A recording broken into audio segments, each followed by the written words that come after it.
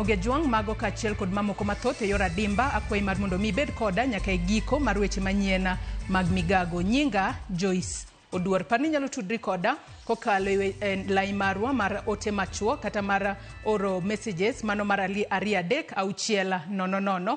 Facebook ibiro yudowa achiel kachiel Ramogi TV, X @Ramogi TV. Ka an bende inyalo tudri koda e Facebook page mara ibiro yuda Joyce Oduor, mbui mara mar X ibiro yuda @JoyceOduor_.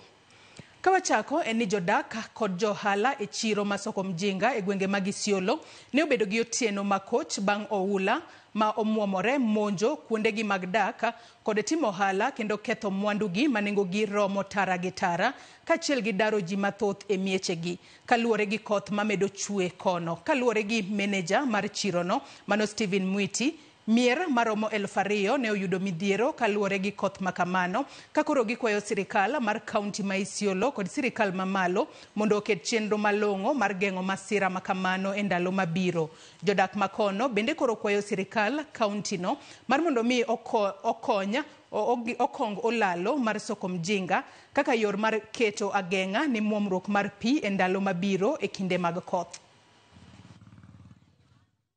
Na usiku tumeathirika sana. Tunajua ya kwamba hii adhara imekuja ambayo imetupata. Hakuna mtu alikuwa anatarajia hii mambo. Na tumekuwa tukiriria hii mambo sababu ijatokea leo tu peke yake. Imekuwa ikitokea kwa muda. Ndurene njia ambazo tuko nazo katika hii area zimefungana nyingi.